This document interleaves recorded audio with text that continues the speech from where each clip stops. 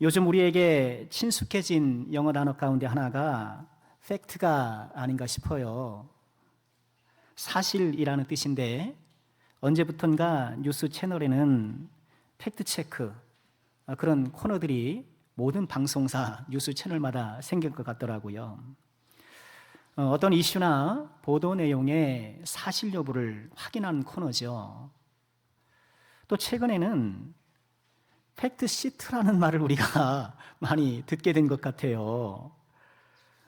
한미 무역 협정과 관련해서 팩트 시트가 됐느냐, 나왔느냐, 안 나왔느냐, 뭐 이래가지고 논란이 되긴 하는데요. 협상의 핵심 사실을 간단하고 명확하게 정리해서 공개하는 그런 공식 문서라고 해요. 뭐 세부 사항이 많잖아요. 그것 가운데 가장 중요한 부분들을 이렇게 요약해서 발표하는 그런 문서인데요.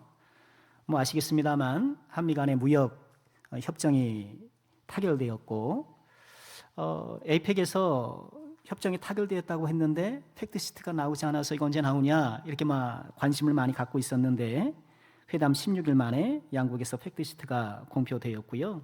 또 대통령이 직접 그 내용을 설명하기도 하고요. 이처럼 무역협정에 대통령도 그렇고 정부도 그렇고 온 국민이 집중했던 이유는 무엇일까요? 우리나라의 먹거리 문제와 직결되기 때문이겠죠. 뭐 우리나라가 자원이 풍성한 나라도 아니고 무역으로 먹고 사는 나라인데 그러니 초강대국 미국과의 무역협정이 생존과 직결된 중요한 문제가 아닐 수 없는 거예요. 지난 목요일에 우리 자녀들이 수능을 보았잖아요. 대학 입학을 인생의 중요 관문으로 여기고 있는데 그 이유도 넓게 들여다보면 먹고 사는 문제 때문에 그래요. 좋은 대학을 나와야 더 나은 직업을 얻고 안정된 삶을 살 수 있다고 여전히 믿고 있기 때문에 그렇죠. 이건 꼭 그런 게 아닌데 내가 대학 졸업증 가지고 몇 년 살 수 있을 것 같으세요? 20년 살면 잘 사는 거예요. 20년 살면 아마 이후에는 훨씬 더 그 기간이 줄어들 거예요. 뭐 AI며 뭐며 뭐 변화가 굉장히 심하잖아요. 자, 어쨌든 뭐 우리에게 여전히 그런 인식이 있기 때문인데 우리 자녀들도 그렇고 우리들도 그렇고 따지고 보면 먹고 사는 문제 때문에 아침부터 저녁까지 땀 흘리고 수고하고 그렇게 동분서주하며 살아가고 있는 것이죠. 먹고 사는 문제는 굉장히 중요한 거예요. 그리고 우리 인생에 아니 뭐 하루만 보아도 내가 먹고 사는 이 문제에 얼마나 많은 시간을 투자하며 살아가요. 중요한 거예요. 인생의 비율도 그렇고 그 중요성과 가치도 그렇고 먹고 사는 문제는 중요한 문제입니다. 그러나 먹고 사는 문제는 단순히 생존의 문제만은 아니에요. 하나님께서 에덴 동산에서 두 사람에 금하신 것이 무엇인가요? 선악을 알게 하는 나무의 열매를 먹지 말라는 거예요. 보지 말라, 만지지 말라. 그게 아니고 먹지 말라는 거였어요. 하나님과의 관계를 설정하는 그 에덴 동산에서의 그 협정, 그 협정의 주요 내용이 먹을 것과 관련되어 있다는 것, 굉장히 시사하는 바가 큰 거예요. 예수님이 시험 받으실 때 첫 번째 시험이 뭐였나요? 먹을 것의 시험이었어요. 돌들로 떡을 만들어 먹으라. 사탄이 먹을 것으로 시험했잖아요. 먹고 사는 문제는 하나님과 인간의 첫 언약 관계였고 그리고 하나님과의 관계와 깊이 연관되어 있는 문제라는 거예요. 먹는 문제는 하나님과의 관계의 문제예요. 단순히 생존의 문제가 아니고 관계의 문제로 보는 거예요. 그래서 먹고 사는 문제 때문에 하나님과의 관계가 더 깊어질 수도 있고 더 멀어질 수도 있어요. 하나님과의 관계는 예배 현장에서 멀어지는 것이 아니에요. 여러분, 오늘 내가 하나님과의 관계를 멀게 하려고 나온 사람이 어디 있겠어요? 하나님과의 관계는 예배 현장에서 멀어지는 것이 아니고 먹고 사는 현장에서 멀어질 가능성이 훨씬 많아요. 먹고 사는 문제가 만만치 않은 우리들, 이런 우리들에게 오늘 말씀은 참 감사한 말씀이 아닐 수 없어요. 오늘 말씀 우리가 함께 다시 한번 읽어볼까요? 함께 할까요? 모든 육체에게 먹을 것을 주신 이에게 감사하라. 그 인자하심이 영원함이로다. 모든 육체에 먹을 것을 주시는 하나님. 먹고 사는 문제를 우리가 안고 살아가고 있는데 오늘 말씀은 모든 육체에게 먹을 것을 주시는 하나님 우리에게 소개하는 거예요. 오늘 말씀에서 어떤 하나님을 만나요? 먹을 것을 주시는 하나님을 만나게 되는 거예요. 오늘 말씀에서 먹을 것을 주시는 대상은 육체잖아요. 그러니 사람뿐만 아니라 먹을 것을 필요로 하는 모든 동물들이 하나님의 의존에 살아가고 있는 거예요. 실제로 창조기사를 보면 하나님께서 먹을 것을 지정해 주세요. 창세기 1장 29절의 말씀 보면 사람들에게 복을 주시고요. 내가 온 지면에 씨 맺는 모든 채소와 씨 가진 열매 맺는 모든 만물을 너에게 주노니 너희 먹을 것이 될 것이다. 채소와 열매. 또 30절에 보면 땅의 모든 짐승과 하늘의 모든 새와 생명이 있어 땅에 기는 모든 것에게는 내가 모든 푸른 풀을 먹을 것으로 주겠다. 모든 동물들에게 풀을 먹을 것으로 이렇게 지정해 주신 거예요. 우린 이 말씀에 좀 순서를 기억할 필요가 있는데 이렇게 사람에게 먹을 것을 지정해 주시고 동물에게 먹을 것을 지정해 주시기에 앞서 하나님께서 어떤 말씀을 주셨을까요? 앞서 28절에 보면 하나님이 그들에게 복을 주시며 생육하고 번성하라, 충만하라, 정복하라, 다스려라, 이런 문화명령이라는 말씀이잖아요. 이 말씀을 주신 거예요. 그리고 이 말씀의 순서를 보면 하나님께서 먼저 사람에게 복을 주시고 그 다음에 먹을 것을 주시고 동물들에게 먹을 것을 주시는 거예요. 우리가 먹을 것을 획득함에 있어서 먼저 선행되어야 될 것이 뭐예요? 하나님께 복을 받는 거예요. 하나님과의 관계를 잘 이루어가는 거예요. 이 순서를 딱 정하신 거예요. 사람에게는 채소와 열매를 주식으로 주셨어요. 참고로 우리 야채라는 말 쓰잖아요. 이 야채는 일본식 한자라고 그래요. 채소가 이제 우리가 표준적으로 쓰는 말이고 국립국어원에서도 채소를 권장해요. 그러니 채소를 쓰는 게 좀 더 좋을 것 같긴 한데요. 그러고 보면 타락전 인류는 채식을 하게 되었던 것 같아요. 채소와 열매를 먹어야 되니까. 우리 고기 좋아하시는 분들 많이 계시는데 타락 후에 고기를 먹게 된 거예요. 그러니까 아담이 타락을 안 했으면 어떻게 해요? 고기를 못 먹게 됐네.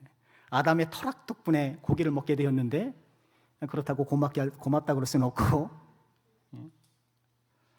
모든 동물들에게는 풀을 먹을 것으로 주셨어요. 다 초식동물이었던 거예요. 우리 복음성가에 그런 내용 있잖아요. 사자들이 어린 양과 뛰놀고. 그것은 그저 예언자의 시적 상상이 아니라 팩트예요. 사실이에요. 본래 그랬단 말이에요. 하나님께서 세상을 창조하시고 사람과 동물에게 먹을 것을 딱 지정해 주셨어요. 그런데 인간의 타락이 여기에 변화를 가져와요. 창세기 3장 보면 타락장이잖아요. 아담에게 이르시되, 타락 후에 이제 아담에게 징벌 하시는 내용이잖아요. 내가 내 아내의 말을 듣고 내가 내게 먹지 말라 한 나무의 열매를 먹었은즉 땅은 너로 말미암아 저주를 받고 너는 내 평생에 수고하여야 그 소산을 먹으리라. 땅이 내게 가시덤불과 엉겅퀴를 낼 것이라. 내가 먹을 것은 밭의 채소인즉. 여전히 주식은 채소예요. 열매도 포함되겠죠. 내가 흙으로 돌아갈 때까지 얼굴에 땀을 흘려야 먹을 것을 먹으리니. 여전히 채소와 열매가 먹거리로 지정되기는 했으나 그것을 획득하는 일이 쉽지 않다라고 말씀하신 거예요. 이 아담의 저주가 오늘날 우리들에게도 그대로 있는 거예요. 우리가 먹고 사는 게 너무 힘든 거예요.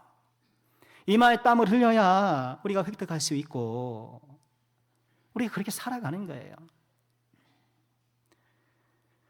그러다가 노아의 홍수 이후에 또 다른 변화가 생겨요. 이제 홍수가 끝나고 하나님께서 노아와 그의 가족들을 중심으로 다시 세상을 이렇게 펼쳐나가시잖아요. 그들에게 이렇게 말씀을 하셨어요. 모든 산 동물은 너희의 먹을 것이 될기라. 채소같이 내가 이것을 너희에게 주노라. 그러나 고기를 그 생명되는 핏째 먹지는 말아라. 노아 홍수 이후에 이젠 육식이 허용된 거예요. 물론 아마 그전에도 좀 먹었을 것 같아요. 이게 폭력적이니까, 사람이 죄를 지어서 폭력적이니까 아마 그렇게 사냥을 했겠지만 노아 홍수 이후에 이제 공식화된 거로 이렇게 보이는데요. 그런데 이 말씀도 마찬가지예요. 3절이었잖아요. 9장 1절에 보면 하나님이 노아와 그 아들들에게 어떻게 해요? 복을 주시며 생육하고 번성하고 땅에 충만하라. 아까 아담에게 주셨던 말씀.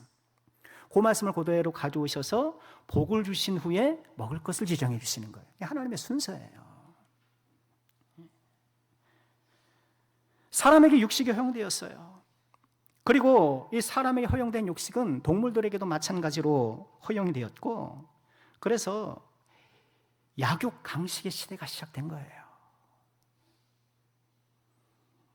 강한 생물이 덜 강한 생물을 잡아먹는 거예요. 그리고 그것이 보편적인 이 세상의 구조로 정착이 된 거예요. 우리가 그 가운데 살아가잖아요.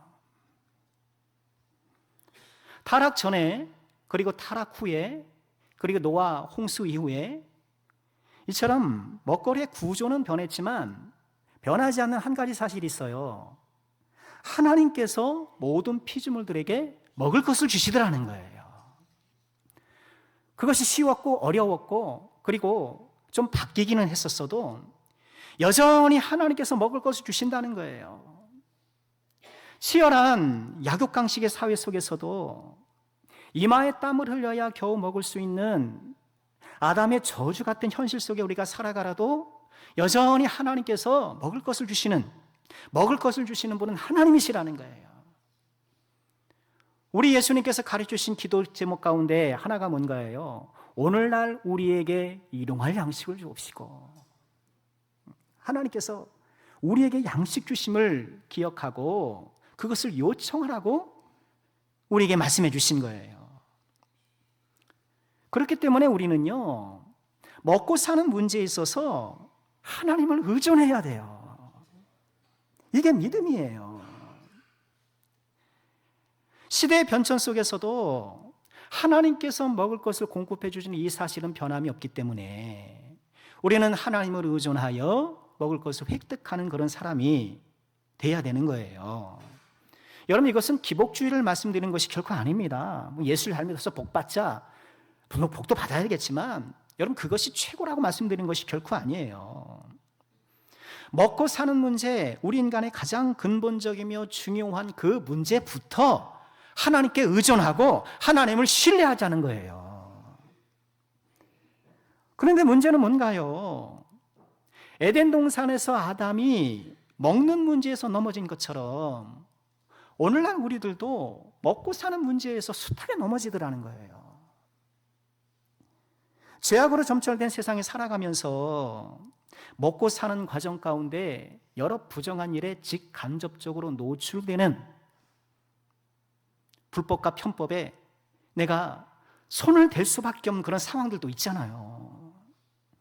그렇게 먹고 사는 문제에 있어서 이 세상에 점철된 악에 노출되는 것도 문제이지만 무엇보다 내 힘과 내 능력으로 이 문제를 해결하려고 하는 그 자세가 문제인 거예요. 그 태도가 문제인 거예요. 은연중에 먹고 사는 문제는 내 문제라고 생각하는 거예요. 이것은 나의 문제로서 내가 해결해야 되고 또 내가 해결할 수 있다라고 생각하는 거예요.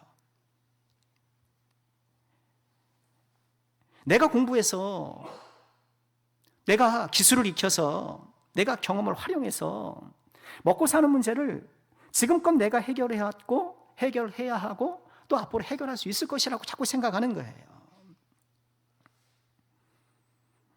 믿음이 좀 있으면 어느 정도 먹고 사는 문제에 있어서 하나님을 이렇게 모셔드리긴 하지만 어쩔 수 없는 상황에서 자꾸 내가 세상과 타협하기 쉬워요. 또는 먹고 사는 문제에 있어서 하나님을 초청해드리긴 하지만 몇 번 내가 요청을 드렸는데 하나님께서 잘 안 움직이시는 것 같아요. 나는 급한데 하나님은 느긋한 것 같고, 앞으로 좀 빨리 좀 해결했으면 좋겠는데 하나님이 좀처럼 움직이지 않은 것 같으니 몇 번 해보다가 포기하고, 또는 말씀드린 것처럼 아예 처음부터 이것은 나의 문제라고 생각하고, 그렇게 생각하는 사람은 없겠죠. 이건 내 문제야 라고 생각하고 들어가는 사람은 없겠죠. 그러나 은연중에 나도 모르게 그런 생각이 확고해서 하나님을 철저히 배제하면서 살아가는 경우도 있더라는 거예요. 그러다 보니 신앙생활이라는 것은 그저 주일에 한번 내가 이렇게 예배 들어와서 뭐 좋은 말씀 듣고 마음의 위안 얻고 뭐 그러고 돌아가는 것이, 내 인생에 동행하사 내 문제에 동참하사 역사하시는 아버지 하나님을 찾지 않더라는 거예요. 에덴 동산에서 아담은 먹지 말라고 하는 것을 먹어서 하나님과의 관계가 끊어졌다면, 오늘날 우리들은 내 능력으로 먹을 수 있다라고 주장함을 통해 하나님과의 관계가 멀어지고 있는 것은 아닌가. 정말 우리 힘만으로 먹을 것을 획득하며 살아갈 수 있을까요? 그렇잖아요. 하나님께서 만들어 놓은 이 법과 질서, 법칙 속에서 우리가 살아가기 때문에 먹을 것을 얻는 거예요. 심은 대로 거두게 하시기 때문에 콩을 심어서 콩을 먹고 밭을 심어서 밭을 먹는 거예요. 공부해서 그 결과를 얻고 승진도 하고 그렇게 하는 거예요. 또 하나님께서 모든 사람들에게 재능을 주셔요. 공부에 재능을 주시고 장사에 재능을 주시고 영민함을 주시고 성실함을 주시고, 어떤 사람에겐 5달란트, 2달란트, 1달란트를 주시잖아요. 여러분, 이 달란트와 재능에 대해서 우리가 오해하고 있는 것이 뭐냐 하면은요, 남들보다 잘하는 게 달란트라고 생각하는 거예요. 그건 오해예요. 그렇다고 한다면 달란트를 갖고 있는 사람들은 비교의 우위에 있는 극소수만이 달란트를 가진 사람들 거예요. 달란트는 남들보다 비교해서 잘하는 게 달란트가 아니고 내 안에서 가장 즐겁게 할 수 있는 일이 달란트예요. 그 일하면 즐거워요. 그게 달란트예요. 힘들지만 즐거워요. 달란트예요. 우리 자녀들이 빨리 이 달란트를 발견해야 되는데요. 이 자녀들이 너 뭐 할 때 가장 즐거워? 게임할 때요. 그래서 아직 어린 거예요. 게임할 때가 제일 즐겁다는 거예요. 우리 하나님께서 우리에게 이런 재능들을 교회 밖에 있는 사람이든 안에 있는 사람이든 다 주신 거예요. 마태복음 5장 45절에 예수님이 말씀하셨잖아요. 이는 하나님이 그 해를 악인과 선인에게 비추시며 비를 의로운 자 불의한 자에게 내려주십니다. 악인이든 선인이든 비를, 햇빛과 비가 여러분 뭐 사람 가려서 내리는 게 아니잖아요. 모든 사람에게 그렇게 햇빛과 비를 주시는 것처럼 하나님께서 모든 사람들에게 재능을 주시는 거예요. 이 세상을 살아갈 수 있도록 능력을 주시는 거예요. 근데 문제는 뭐예요? 이것이 하나님으로부터 주어졌다라고 믿지 않는다는 게 문제예요. 그걸 믿는 우리가 있고 믿지 않는 사람들이 있는 거예요. 신명기에 이런 말씀이 있어요. 이제 이스라엘 백성들이 가나안에 들어가면 이런 소리 할 것이다. 하나님께서 그렇게 예측하며 말씀하신 거 있어요. 그러나 내가 마음에 이르기를 내 능력과 내 손의 힘으로 내가 이 재물을 얻었다 말할 것이다. 너 그렇게 말할 거야. 가나안에 들어가면 너 그렇게 말할 거야. 어때요? 하나님의 예측에 딱 맞아 떨어졌잖아요. 내 하나님 여호와를 기억하라. 하나님 기억하라. 그가 내게 재물 얻을 능력을 주셨음이라. 이같이 하시면 내 조상들에게 맹세하신 언약을 오늘과 같이 이루려 하심이라. 사람들은 다 자기 능력으로 살아간 줄 안다는 거예요. 내가 공부 열심히 해서. 그래, 하나님께서 도와주셨다고 하면 듣지도 않아요. 무슨 소리냐니까, 내가 밤샘 공부해가지고 자격증 따고 내가 시험에 합격해서 내가 그 싫은 소리 다 들어가면서 내가 이렇게 승진하고 이 피라미드 같은 구조 속에서 내가 치고 올라간 거지. 다 그렇게 생각하는 거예요. 하나님이 능력 주셨다는 것을 몰라요. 혹 세상 사람들은 그런지 몰라도 우리 하나님의 자녀들은 그러지 말아야 되잖아요. 내 하나님 여호와를 기억하라. 그가 내게 능력을 주셨습니다. 여러분, 내가 이 세상을 살아가면서 얼마간의 능력으로 이 세상을 살아가고 먹을 것을 획득하고 재물을 얻게 되는 것, 하나님께서 우리에게 은혜 주심을 믿으시기를 주의 이름으로 축원합니다. 믿어야 돼요. 모든 육체에게 먹을 것을 주시는 분은 우리 아버지 하나님. 그러므로 먹고 살아가는 이 문제에 있어서 우리는 함께 의지하고 하나님을 신뢰하고 그때에 맞는 능력과 역할과 환경을 제공해 주실 것을 믿고 하나님 앞에 기도해야 되는 거예요. 그러므로 우리는 먹을 것을 주신 하나님께 감사해야 합니다. 먹을 것을 주신 하나님께 감사해야 돼요. 늘 하나님 앞에 감사하겠지만 오늘 추수감사주를 맞이하여서 오늘 먹을 것이 얼마나 많습니까? 여기, 그죠? 어떤 분이 쌀을 가져오시고 뭐 마늘도 가져오시고 과일도 가져오시고 먹을 걸 주셨는데, 여러분, 내 밥상에 놓여 있는 그 밥상을 보고 감사할 줄 아는가? 오늘이 시편 136편 참 아름다운 시예요. 25절만 보았습니다만 이제 앞부분도 이렇게 보시면 이렇게 구조가 되어 있잖아요. 모모한 하나님께 감사하라. 그러면 그 인자하심이 영원하미로다. 이게 막 반복이 돼요. 아마 누군가 선창하는 거예요. 이러이러한 하나님을 찬양하라. 그러면 다른 사람들이 그 인자하심과 근자하심이 영원하미로다. 이렇게 맞장구를 치는 그런 구조처럼 보여서요. 총신신대원에서 구약을 가르치셨던 김정우 교수님은 본 시편을 주석하시면서 136편의 제목을 이렇게 다루셨어요. 쾌지나 칭칭나네. 그 136편의 제목이 그래요. 쾌지나 칭칭나네. 우리 그렇게 노래하잖아. 어쩌고 저쩌고 하면 쾌지나 칭칭나네. 그런 것처럼 이러한 하나님께 감사하자 하면 인자하심이 영원하미로다 하면서 그렇게 맞장구를 치는 찬양으로 이 노래를 본 것이죠. 오늘 시를 보면은요, 1절부터 9절까지는 창조의 하나님을 바라보며 감사를 외쳐요. 특히 5절 보면 지혜로 하늘을 지으신 이에게 감사하라. 그 인자심이 영원하미로다.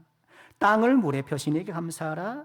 큰 빛들을 지으신 하나님께 감사하라. 이 창조의 하나님을 바라보면서 감사해요. 또 10절부터 16절까지 두 번째 연에서는 출애굽 구원 역사를 돌아보면서 하나님께 감사해요. 애굽의 장자를 치신 이에게 감사하라. 홍해를 가르신 이에게 감사하라. 그리고 17절부터 22절에 보면 가나안의 왕들을 다 쫓아내시고 이스라엘 백성들에게 땅을 주셨던 그것을 찬양해요. 그들의 땅을 기업으로 주신 이에게 감사하라. 그 인자하심이 영원하미로다. 지금 이 시인은요 136편을 이렇게 노래하면서 창조의 하나님을 바라보고, 그리고 출애굽 구원 역사를 바라보고, 가나안 입성을 바라보면서 이 굵직굵직한 역사적 사건들을 돌아보면서 하나님께 감사하고 찬양하고 있는 거예요. 그런데 이 시를 마무리하면서 시인의 시선이 향한 곳이 어딘가요? 자기 밥상인 거예요. 모든 육체에게 먹을 것을 주신 이에게 감사하라. 하나님의 거대한 역사적 사건들에 대해서도 감사해야 되겠지만 하루하루 생존을 책임져 주시고 먹을 것을 주시는 그 하나님께 감사하자. 나의 밥상의 화려함과 소박함에 상관없이 여러분, 오늘 말씀은 화려한 밥상을 주신 이에게 감사하라가 아니잖아요. 상다리를 휘어지게 하신 하나님께 감사하라, 그게 아니잖아요. 먹을 것을 주신 이에게 감사하라. 혹여 내 밥상에 올라오고 있는 반찬이 김치 깍두기라도 하나님께 감사하는가? 여러분, 이것이 정말 감사의 믿음이 아닐까요? 그것이 정말 감사의 핵심이 아닐까요? 추수감사절의 유래 잘 알고 계시잖아요. 1620년 영국 국교의 박해를 피해서 청교도들이 메이플라워호를 타고 신대륙을 이주하잖아요. 저희 그 왼편에 있는 그림은 이제 메이플라워호가 1960년에 왔다가 이제 그 다음 해에 영국으로 다시 돌아가요. 그 다음에 계속 이제 뭐 배가 그 활동하다가 그 배가 사라진 거예요. 그렇겠죠, 뭐. 그래서 1957년에 영국이 메이플라워 2호를 이렇게 제작을 해서 미국에 선물해요. 그때 배를 복원해서 선물을 해주고, 존 F 케네디 당시 상원 의원인데 이제 그 배에 올라서 이렇게 설명을 듣고, 지금은 저 배가 박물관으로 사용된다고 해요.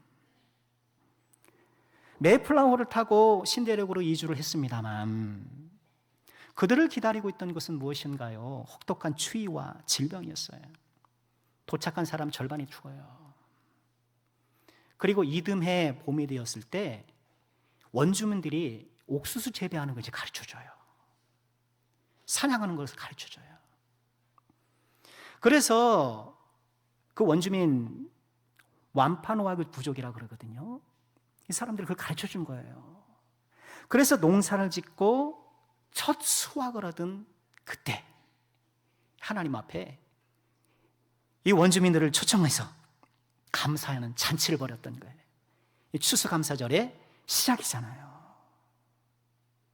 추수감사절은 어떤 날입니까? 물론 우리를 구원해 주신 하나님, 나의 삶의 여정을 인도해 주시는 하나님, 모든 것 하나님께 감사해야 되겠지만 먹을 것을 주신 하나님께 감사하는가?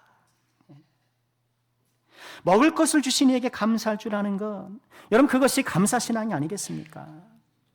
여전히 우리는 아담의 후예로서 이마에 땀을 흘려야 하고 약육강식의 세상 속에서 치열한 경쟁 속에 살아가야 하지만, 그래서 우리는 불안하다 보니까 보이지 않는 하나님보다는 눈에 당장 보이는 것이 더 나에게 유익할 처럼 보이는 거예요.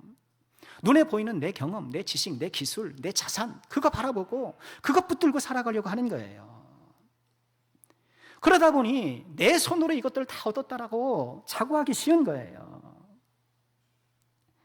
먹는 문제에 넘어졌던 아담처럼 숱한 사람이 먹고 사는 문제에 있어서 하나님과의 관계가 멀어지고 있는데, 여러분, 오늘 말씀을 통해서 우리가 재확인하게 되는 진리의 팩트는 뭔가요? 사실은 무엇인가요?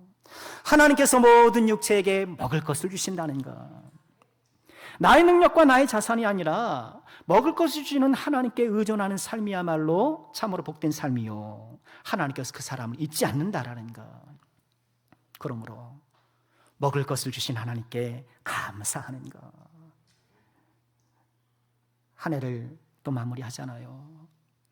여러분, 어떤 감사가 마음속에 떠오르나요? 물론 내가 성취했던 것 때문에 감사할 수도 있겠지만 우리 인생이 뭐 성취하기가 쉬워야죠. 그저 살아내기 힘들고. 본전치기만 해도 잘하잖아요, 요새는. 정말 그래요. 본전치기만 해도 너무너무 잘하는 거예요. 그러니 하나님 앞에 감사하려고 할 때에 내가 뭘 감사해야지 라는 생각을 할 수도 있어요. 오늘도 감사헌금을 봉투에 담으면서 여러분, 어떤 마음으로 하나님 앞에 나오셨나요? 우리 삶이 어렵고 힘들지만 때때로 내 뜻대로 움직여주지 않아 답답할 때가 있는 것은 사실이지만, 그러나 우리 하나님께서 우리와 함께 하심을 꼭 믿으시길 바랍니다. 이런 모든 열악한 상황 가운데서도 소박한 나의 식탁에 감사할 줄 아는 사람, 이 소박한 나의 식탁에 감사하는 자가 될 때 하늘의 풍성한 식탁에도 초청을 받게 될 줄 믿습니다. 이런 믿음으로 먹을 것을 주신 하나님께 감사하며 영광 올려드리는 저 여러분 우리 모두가 될 수 있기를 주님의 이름으로 축원합니다.